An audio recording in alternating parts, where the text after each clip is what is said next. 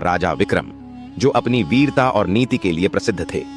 लेकिन राजा विक्रम के सामने एक बड़ी चुनौती थी युद्धवीर सेनापति रणधीर, जो अपने साहस और रणनीति के लिए पूरे राज्य में विख्यात था। रणधीर केवल एक सैनिक नहीं था, वह एक शपथबद्ध योद्धा था जिसने अपने राज्य और अपने लोगों की रक्षा के लिए अपना सब कुछ न्यौछावर करने की कसम खाई थी। रणधीर बचपन से ही युद्ध कला में निपुण था। उसके पिता भी राज्य के सेनापति थे, लेकिन एक छल के कारण उन्हें युद्ध में धोखे से मार दिया गया था। तब से रणधीर का एक ही उद्देश्य था, अपने पिता की वीरता को अमर बनाना और अपने राज्य को कभी झुकने न देना। राजा विक्रम की सेना ने सिंहरथ किले को चारों ओर से घेर लिया था, लेकिन रणधीर जानता था कि केवल संख्या से युद्ध नहीं जीता जाता, बल्कि बुद्धि, साहस और सही रणनीति से विजय प्राप्त होती है।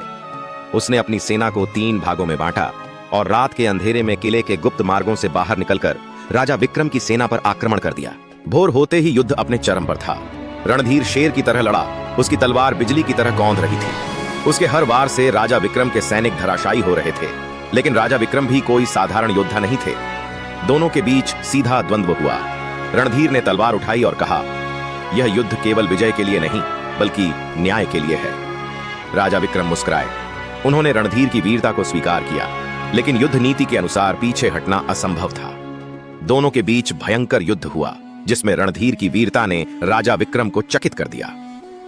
जब रणधीर की तलवार राजा विक्रम के मुकुट के पास पहुंची, तभी राजा विक्रम ने हथियार डालते हुए कहा, ऐसे योद्धा को मैं अपना शत्रु नहीं, अपना मित्र बनाना चाहता हूं।